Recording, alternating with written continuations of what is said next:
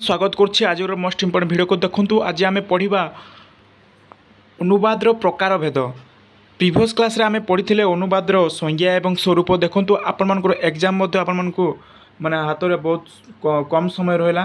तो देखंतु आज आमे माने पढ़िबा अनुवादर प्रकार भेद। नेक्स्ट क्लास रे पढ़िबो अनुवादर यूनिट 2 रे अछि आपण मानकर ओडिया अनुवाद साहित्य है। तो आज आम माने यूनिट 1 रो माने सारीदेवा जोटा कि पढ़ाई प्रीवियस क्लास रे आपण मानकर अनुवादर संज्ञा एवं स्वरूप। आज आम पढ़िबा अनुवादर प्रकार भेद। तो देखंतु ता पूर्व जो चैनल को नुआ आसला चैनल को सब्सक्राइब कर जानतु, जाफल प्रत्येक दिन आम एंते सब नुआ नुआ वीडियो आपण मानक पाको नै के आसबा है। प्रत्येक दिन आम यार सिलेक्शन क्वेश्चन मध्य आम माने माने डिस्कशन कर सारछ। देखंतु नेक्स्ट क्लास रे यार प्रत्येक टीम आपण मानक शॉर्ट क्वेश्चन सिलेक्शन क्वेश्चन मु आपण मानक नै के आसीबे। तो आज आम पढ़िबा लॉन्ग क्वेश्चन रो मु आपण मानक जो अनुवादर संज्ञा स्वरूप प्रकार भेद। आज आम प्रकार भेद आम माने माने तार क्लास मु कर नथुले। तो आज आम पढ़िबा अनुवादर प्रकार भेद है। तो देखो जो मैंने भी चैनल को नुआ आसला चैनल को सब्सक्राइब कर जातु आ पाखर थिबा बेल बटन को ऑल प्रेस कर दिंतु, जहाँफल कि प्रत्येक दिन आपण पाखक वीडियो पहुँची जाव। तो देखो आम जाना मु गोटे क्लास भी करी जोटा कि अनुवादर प्रकार भेद पीडीएफ रु आपण मैंने बुझी पारि नथिबे। तेणुक प्रत्येक माने बहुत लोग कमेंट करथिले तार हैंड नोट्स आणतु। देखो हैंड नोट्स मु आपण मानकु दे देबे, किंतु आपण माने निजे टिके परिश्रम करबे ताले बहुत भल हम। जिते आम आपण माने पढ़िबे निजे लिखिबे ताहेले आपण मानकु बहुत हेल्पफुल हो पारबो है। किंतु देखो आपण माने बुझंतु है। तो देखो जानिबा अनुवाद को मुख्यतः तीन भाग विभक्त करा जाय पारे, यथा क रे आख्यायिक अनुवाद, भावानुवाद बा मर्मानुवाद, ग रे छायानुवाद बा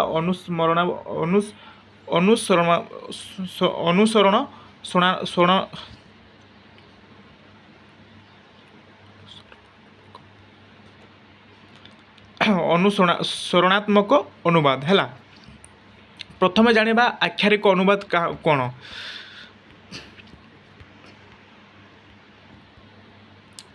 देखो आख्यायिक अनुवाद रे केवल आविधानिक अर्थ प्रति गुरुत्व दि जाए। एथिरे मूल वाक्यर भाव को अक्षुण्ण रखा जाए है।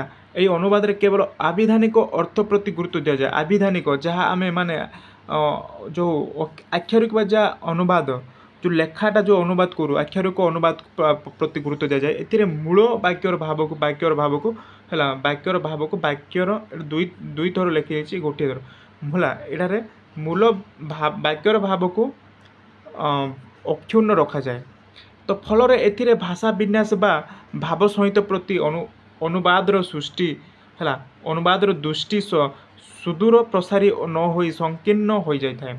ए प्रकार अनुवाद पाठक पई रुचिकर नुहे। एणु यह पाठकीय श्रद्धा लाभ करि पारे ना। साधारणतः सरकारी नथिपत्र अनुवाद कला बेले ए प्रकार अनुवाद आश्रय नि जाए। साधारणतः देखो ये जो आख्यायिक अनुवाद सरकारी नथिपत्र जो कागज पत्र है अनुवाद कला बेले ए प्रकार अनुवाद आश्रय नि जाए। बुझीपारे। देन देखो नेक्स्ट जी आम नेक्स्ट देखो भावानुवाद बा मर्मानुवाद। भावानुवाद मर्मानुवाद कौन देखो तो पाठक अति प्रिय एथिरे मूल पाठर भाव बा मर्म को अनुवाद उपलब्ध करिबा परे ताहाकु निज भाषा शैली रे प्रकाश करे है।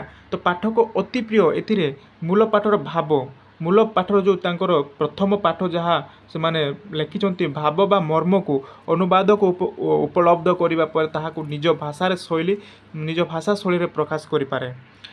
देखंतु एथिरे मूल भाषार मौलिकता अक्षुण्ण रक्षा करे है। अक्षुण्ण रक्षा करिबा रक्षा करे करा जिबा सहित एटा करा जिबा सहित विषय विन्यास और सावलीलता भाषा और भावर प्राकृतिकता प्रति अधिक गुरुत्व दि जाए। यार देखो यही भाषा को एथिरे मूल भाषार मौलिकता अक्षुण्ण रखा जिबा सहित है विषय विन्यास दा सावलीलता भाषा और भावर प्राकृतिकता को अधिक माने गुरुत्व दि जाए। तो अनुवाद ए क्षेत्र में स्थान कालर वर्णना रे एवं चरित्र चित्रण रे स्वाधीनता देखो चरित्र चित्रण रे स्वाधीनता पाए। यही कारण ଏହି କାରଣରୁ ଏହା ବେଳେବେଳେ ମୂଳ ପାଠ ଭଳି ବା ତାଠାରୁ ଅଧିକ ସୁଖ ପାଠ୍ୟ ହୋଇଯାଇଥାଏ। ଦେଖନ୍ତୁ ଲାଷ୍ଟରେ ହେଉଛି ଛାୟା ଅନୁବାଦ। ଛାୟା ଅନୁବାଦ କ'ଣ? ଛାୟା ଅନୁବାଦ ଦେଖନ୍ତୁ, ଛାୟା ଅନୁବାଦରେ ମୂଳ ବିଷୟଟି ଗ୍ରହଣ କରାଯାଏ ତାହାରି ଛାୟାର ବା ଅନୁସରଣରେ ଅନୁବାଦ କରାଯାଏ ଯେ ଯେ କରାଯାଏ ଯେ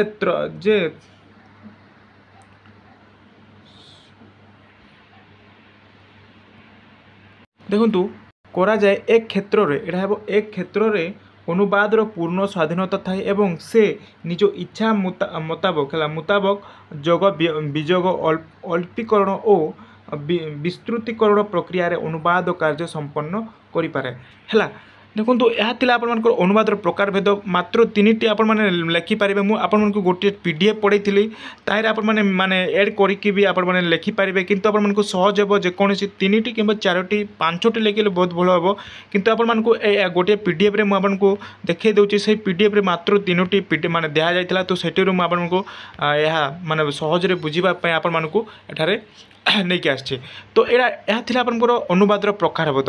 ନେକ୍ସଟ ଆମେ ନେକ୍ସଟ ୟୁନିଟ୍ ପଢ଼ିବା, ଯେଉଁଟା ଅନୁବାଦ ସାହିତ୍ୟ ହେଲା। ଅନୁବାଦ ସାହିତ୍ୟ ଅଛି, ୟୁନିଟ୍ 2ରେ ଅଛି ଆପଣମାନଙ୍କର ଅନୁବାଦ ସାହିତ୍ୟ। ତାହିଁରେ ମୁଁ ଆପଣଙ୍କୁ ଗୋଟେ ନୋଟ୍ସ ମୁଁ ନେଇକି ଆଣିବି ନେକ୍ସଟ କ୍ଲାସ୍ରେ, ଆଉ ତା'ର ସିଲେକ୍ସନ୍ କୋଶ୍ଚିନ୍ ମଧ୍ୟ ମୁଁ ଆପଣଙ୍କୁ ନେଇକି ଆସିବି। ହେଲା, ତ ଦେଖନ୍ତୁ ଏହା ଥିଲା ଆପଣଙ୍କର ଅନୁବାଦର ପ୍ରକାରଭେଦ। ପ୍ରିଭିୟସ୍ କ୍ଲାସ୍ରେ ଅନୁବାଦର ସଂଜ୍ଞା ସ୍ୱରୂପ ମୁଁ ପଢ଼େଇଥିଲି। ଯଦି ସେଇ ଭିଡ଼ିଓ ଆପଣମାନେ ଦେଖିନାହାନ୍ତି ତାହେଲେ ସେଇ ଭିଡ଼ିଓର ସେଇ ଭିଡ଼ିଓ ଲିଙ୍କ୍ ମୁଁ ଆପଣଙ୍କୁ ଏହି ଭିଡ଼ିଓ ଡେସ୍କ୍ରିପ୍ସନ୍ ଲିଙ୍କ୍ରେ ଆପଣଙ୍କୁ ଦେଇଦେଉଛି, ସେଟା ଯାଇକି ଆପଣମାନେ ଦେଖିପାରିବେ। ତ ଦେଖନ୍ତୁ ଆଉ ଗୋଟେ ମୁଁ ଆପଣଙ୍କୁ କହିବାକୁ ଚାହୁଁଛି, ଏବେ ଆପଣଙ୍କର କ୍ଲାସ୍ ଏକ୍ଜାମ୍ ନୋଟିସ୍ ବାହାରି ଯାଇଛି। ଜୁନ୍ 28ରେ ଆପଣମାନଙ୍କର ରହୁଛି ଆପଣଙ୍କର ଏକ୍ଜାମ୍। ହେଲା, ଜୁନ୍ 28ରେ ଆପଣମାନଙ୍କର ଏକ୍ଜାମ୍ ରହୁଛି, ଯେଉଁଟା ସେମିଷ୍ଟାର ଏକ୍ଜାମ୍। ତେଣୁକରି ଆପଣମାନେ ଏବେଠୁ ପଢ଼ାପଢ଼ିରେ ଧ୍ୟାନ ଦିଅନ୍ତୁ, ଯାହାଫଳରେ କି ପ୍ରତ୍ୟେକଟି ଲଙ୍ଗ୍ କୋଶ୍ଚିନ୍ ଆପଣମାନେ ଏବେଠୁ ତିଆରି କରି ରଖନ୍ତୁ, ଯାହାଫଳରେ କି ବହୁତ ହେଲ୍ପଫୁଲ୍ ହୋଇପାରିବ।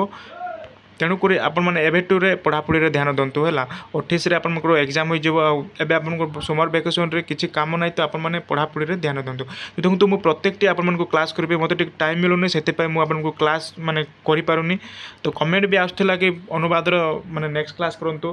ପ୍ରତ୍ୟେକଟି ମୁଁ କ୍ଲାସ୍ କରିବି। ହେଲା, ପ୍ରତ୍ୟେକଟି କ୍ଲାସ୍ କରିବି, ପ୍ରତ୍ୟେକଟିର କୋଶ୍ଚିନ୍ ଆନ୍ସର୍ ମୁଁ ପ୍ରୋଭାଇଡ଼ କରିଦେବି। ଆଉ ଆମ ଓଡ଼ିଆ ଅନର୍ସର ତ ପ୍ରତ୍ୟେକଟି ମୁଁ କ୍ଲାସ୍ କରିସାରିଛି। ଯଦି ଆପଣମାନେ ଦେଖିନାହାନ୍ତି, ଚ୍ୟାନେଲ୍କୁ ଯଦି ନୂଆ ଆସିଛନ୍ତି ଚ୍ୟାନେଲ୍କୁ ସବସ୍କ୍ରାଇବ୍ କରିଯାଆନ୍ତୁ, ଆଉ ମୋ ପ୍ଲେଲିଷ୍ଟକୁ ଯାଇକି ଆପଣମାନେ ଦେଖିପାରିବେ। ପ୍ରତ୍ୟେକଟି କ୍ଲାସ୍ ଓଡ଼ିଆ ଅନର୍ସର ମୁଁ କଭର୍ କରିସାରିଛି। ତ ଏଇଠି ମୁଁ ଭିଡ଼ିଓକୁ ରଖୁଛି। ଆଶା କରୁଛି ଭିଡ଼ିଓ ଆପଣଙ୍କୁ ହେଲ୍ପଫୁଲ୍ ହୋଇପାରିଥିବ। ଯଦି ଭିଡ଼ିଓ ଭଲ ଲାଗୁଛି ଭିଡ଼ିଓକୁ ଲାଇକ୍ କରନ୍ତୁ, ସେୟାର କରନ୍ତୁ, ଆଉ ଚ୍ୟାନେଲ୍କୁ ନୂଆ ଆସିଥିଲେ ଚ୍ୟାନେଲ୍କୁ ସବସ୍କ୍ରାଇବ୍ କରିଦିଅନ୍ତୁ। ଧନ୍ୟବାଦ।